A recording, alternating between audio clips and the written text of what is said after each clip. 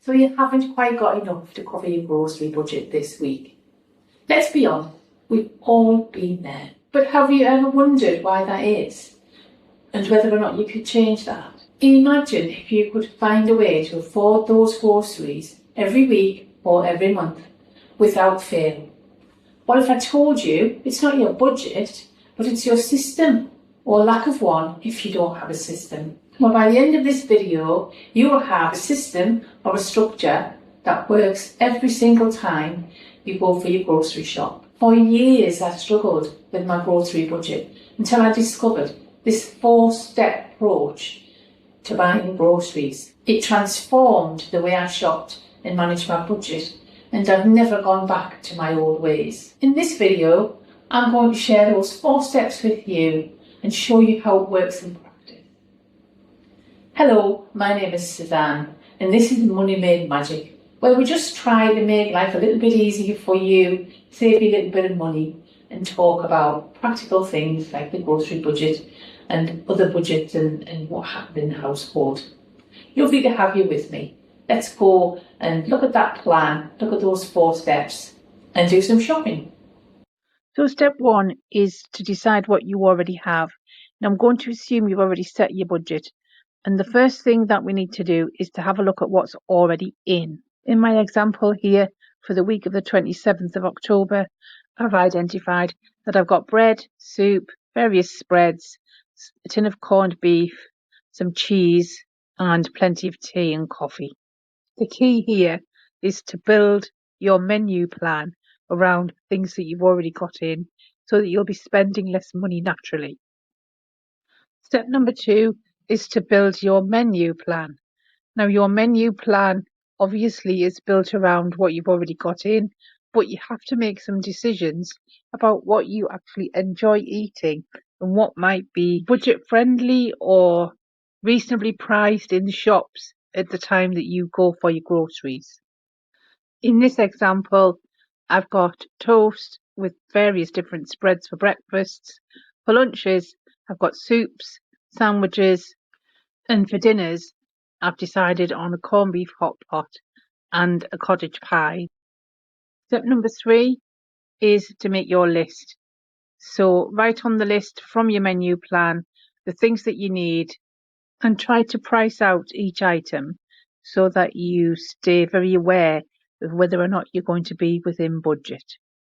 In my example, I've set my budget this week for £30. I've priced out the various things that I absolutely need and I won't go beyond that. I've got fruit there on the menu because if I do have any spare money at the end, I may get some fruit. I'm also attending a Halloween party for work and I want to be able to afford some little bits and pieces of treats if I can to take in with me. So again, any spare budget from this week will go towards buying something for the party. And looking at that budget there, it looks like I'm on target. It looks like I'm going to spend around £22 or £23. So then I should have enough for some fruit and something for that party. And finally, step number 4, one of the most important steps. Do your shopping, stick to your budget, stick to your list. So I'm going to take you on a little shopping trip with me and see how it goes. Right, let's go shopping. It's a bit cold and it's evening now because I have to go shopping after work with working full time. But let's go shopping. Come on. Here we go. I'm going into Sainsbury's this evening. I wasn't quite sure whether I was going to do Lidl or Sainsbury's, but I've decided on Sainsbury's because I feel that I'll probably get most of what I want from there.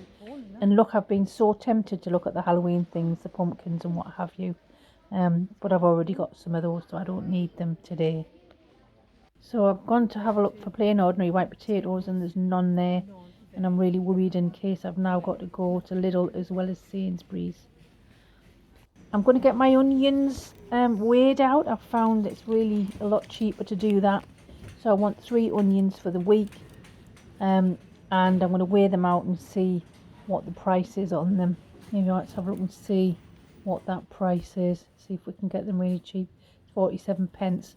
I just think that's ideal, weighing them out. If you bought 3 onions in a bag, it'd be £1. These little plum tomatoes look like they're the cheapest. I think they're a good deal. I quite like the little one. I think if you buy the big ones, sometimes you waste a little bit, especially if you're on your own like me. Again, I'm weighing out some bananas. I just think it's better for me. Look, 54p, that's all. I think it'd be a lot more money if I bought a big bunch, and they'd probably just go off. And there's my favourite blueberries. It's one of my favourite fruits. I'm going to have some of those. A couple of pounds. But I think you just need to make sure that you do eat fresh fruit and vegetables when you can. Oh, look at that. I've just come back round to the potato aisle and they've refilled the whole thing.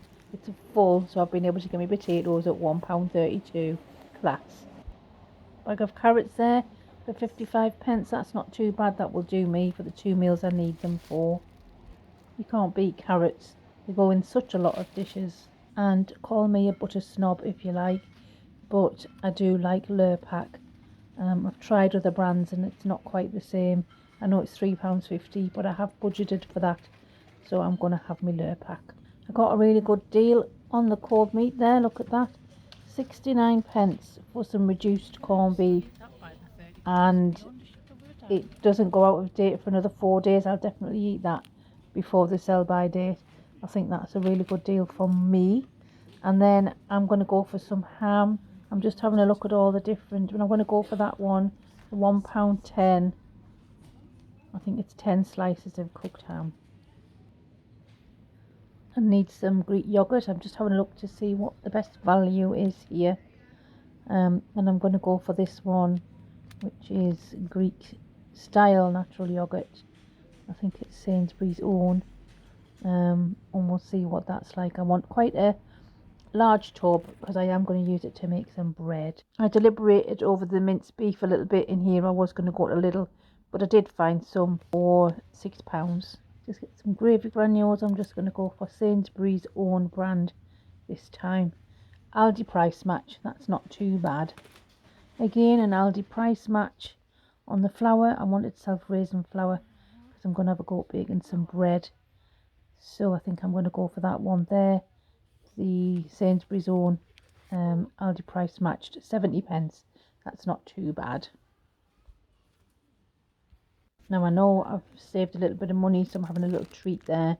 I know I'll be able to afford that in the budget, so I've popped it in.